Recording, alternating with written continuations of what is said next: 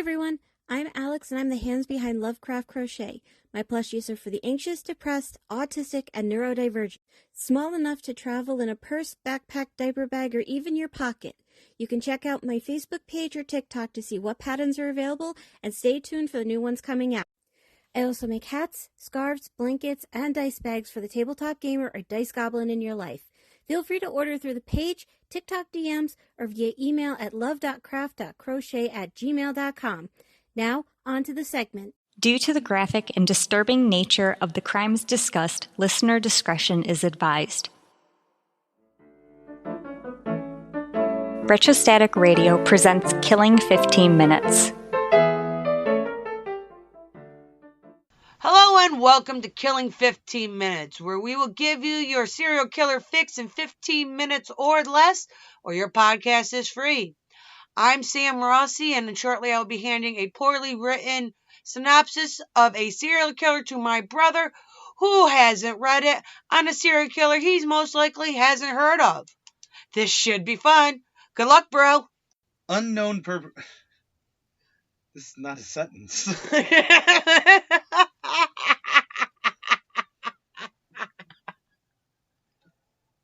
Okay, you want to try that again? No, we're keeping all that in. We are totally keeping that in. Unknown perpetrator who terrorized Miami during the mid to late 60s. That is that sentence. The Miami Strangler. Oh no, you don't say that until killing at least 9 women by strangulation earned him the nickname the Miami Strangler. Oh yeah. Also, your sentence should not be a paragraph long. On August 17th, 1964, Mary E. McGreevy? McGravy. Okay, so those are 2 E's. I just want clarification. Yes, those are 2 E's. Okay. Mary E. McGreevy was found smothered with a pillow in her home. 6 months later, in March 65, Sylvia Valdez was found in her car with a scarf wrapped around her neck and 2 bullets behind her right ear. Not very strangly, this one. He's yeah. You'll see. She was seen getting a flat tire fixed. And talking to 2 Cubans after it was changed. In February of 1966, Bernadetta Gonzalez was missing and found 8 weeks later in Levitt's Lake. The medical examiner determined that she died from blunt force trauma. Most likely a hatchet was used. That doesn't seem like blunt force trauma to me. It seems like a chopping kind of... Yeah, but I don't know. That they said blunt force trauma and a hatchet. So it had to be the dullest hatchet ever. Or they did it backwards. Yeah, but then how would you tell? Because that would just be essentially a stick. Yeah, I know. I got nothing. Fair enough. Sherivan Woofin was the next victim found on August 16th, 1969, on a dirt road between 2 houses. She was strangled to death and was seen leaving her house the night before her body was found. On May 5th, 1970, Mary Louise Clark Danford was found strangled in her home. She was last seen a few hours before her body was found. The perpetrator had entered the house through a small window. Ruth Boner was found in her apartment, strangled and beaten to death, on June 2nd, 1970. There was no evidence of forced entry. Maddie Harris was found on her ransacked home, strangled with a necktie. I'm going to retake that without losing breath. Maddie Harris was found in her ransacked home, strangled with a necktie on August 5th, 1970. Regina Bonamo was found bound to her bed, strangled by a scarf. The final confirmed kill of the Miami Strangler, Patrice Newkirk, was found in her car trunk, bludgeoned to death, on October 26, 1970. The perpetrator tore pieces of her dress and tied it around Newkirk's neck.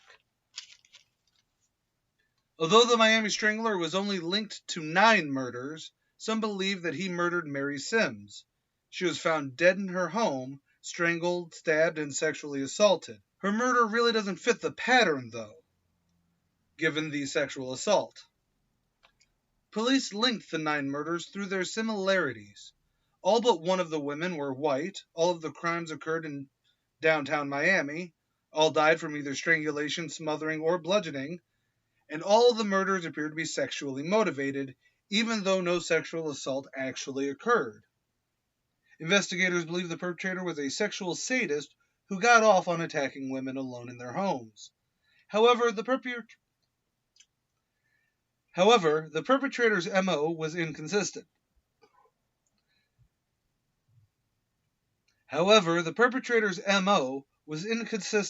And did not always show the same behavior in every murder. Yeah, it's basically the Miami Strangler. And I get that. That's why you have this one called the Miami Strangler. But he didn't really seem to strangle a lot. No, he really didn't. There was a lot more bludgeoning to be a strangler. That's what I mean. Yeah, I don't. I get the similarities. Like, these 9 must be because they're so similar, except for one.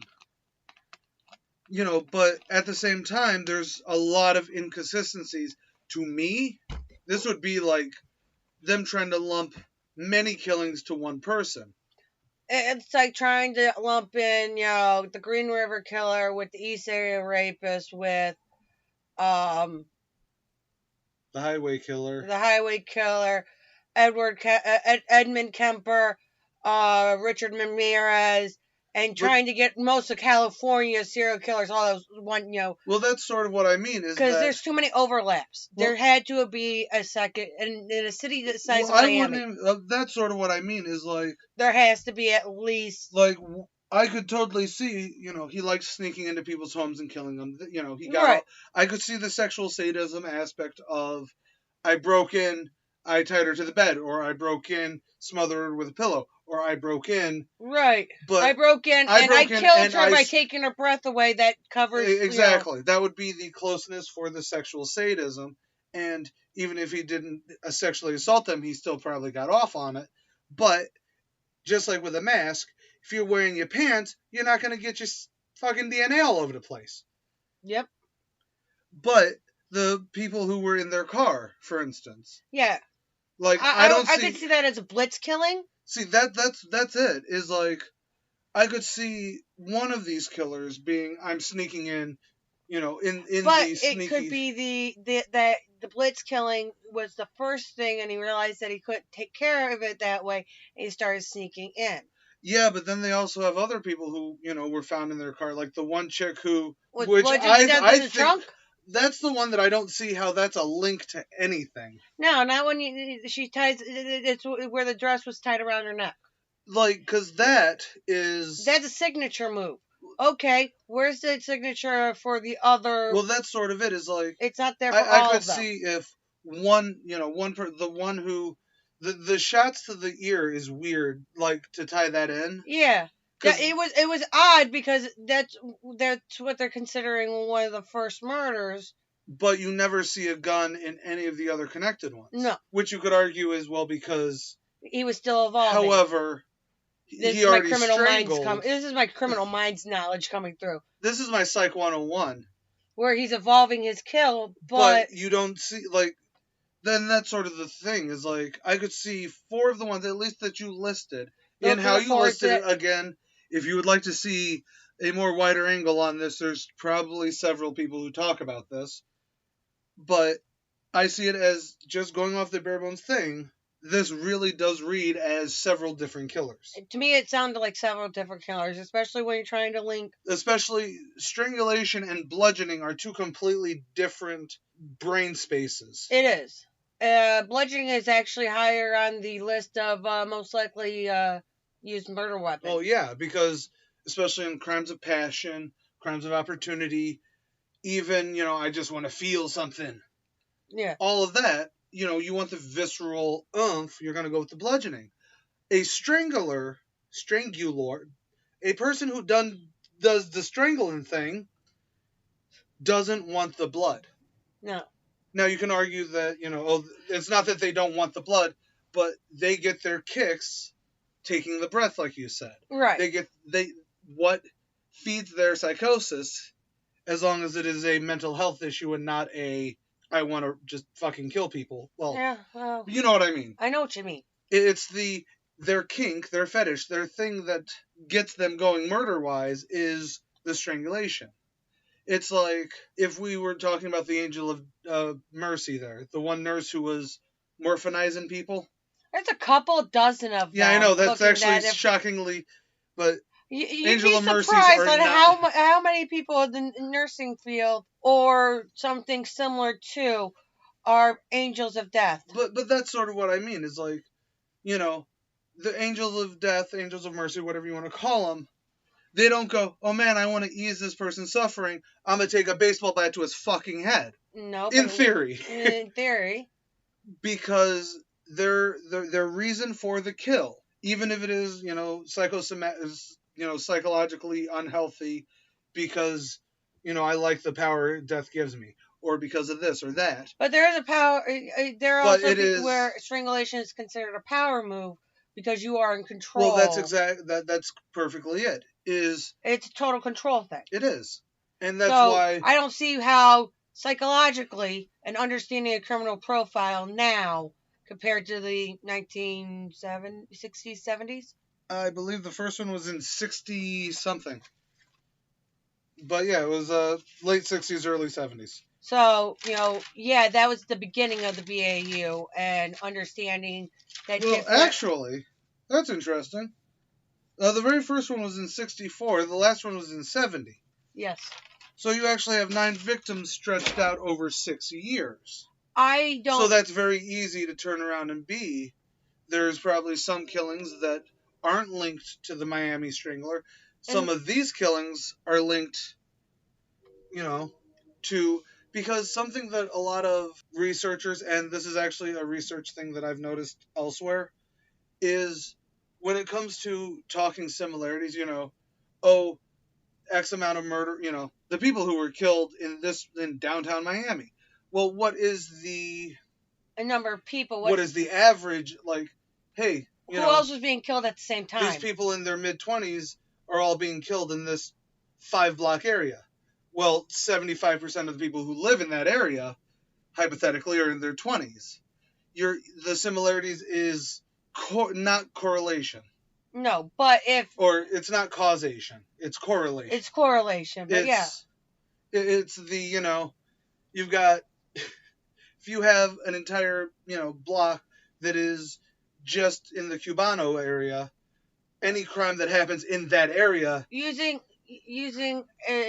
I just listened to a podcast about the Atlanta children murders. Yeah, the kids that were going missing were from the 4 black neighborhoods. Yeah. All right, which means that... Well, you could... you could correlate... Which means that's with the victimology and all that stuff. And that's where it comes down to, without knowing who and that's where a problem with the Unsolved is like the Atlanta Ripper. That was last week's episode. I hope you watched it. Listen to it. The only way we know that supposedly it's a big burly black dude that was responsible is because of one eyewitness who was attacked and recovered. The victim's daughter. Yes. However, that doesn't mean that he is actually the, Atlanta's Ripper. No. It just means that the person who attacked her and her mother, this is what they looked like. It may not have been the... You didn't say in the last episode that it was she survived the attack with her mother who died. It was a separate occurrence. But either way, might be confusing things. But either way, it's one of those things where, you're saying, hey, people are killing black folks in Atlanta. Well, the Atlanta population's really big. Yeah.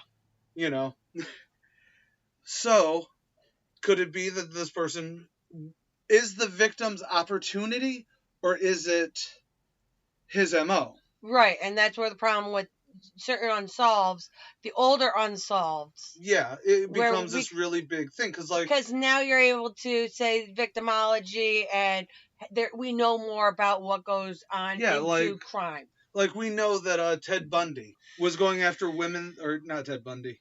Yeah, Ted Bundy, because he killed women that looked like his ex-girlfriend. Yep. Or ex-fiance, or ex. His ex. Although they weren't exes at the time of a couple of those killings. No, they weren't. That's its own show. And that'll be actually, if you go over to the Ko-fi, that's actually one of our stretch goals, or one of our build-up goals, where we reach a certain milestone, we will do long-form episodes on the really important people. No offense to the Atlanta Ripper, or the Yorkshire Ripper, or the Miami Strangler. But people know about the Boston Strangler more than Miami one. So with all that said, that was very interesting. And I'm A.J. Carey. And I'm Sam Rossi. Killing 15 Minutes is hosted by Arthur Carey, with scripts written and researched by Sam Rossi. If you like this episode or want to stay updated on this series, consider following Killing 15 Minutes on Patreon or Retrostatic Radio on all major social media platforms. Good night and God bless. You're watching Retrostatic Radio. Wheel of Random is turn, turn, turn. Tell us the 15 minutes we shall learn. I'm Sam Rossi, writer and co-host of Randomly 15 Minutes, where the Wheel of Randomness gives me the topic and I write about it. I'm Megan Klodnicki, and I'm the host of Randomly 15 Minutes. I cold read what Sam writes and learn in real time about a random topic. You can find us on all major podcast platforms and YouTube. Follow us on Facebook at Randomly 15 Minutes to get more random facts.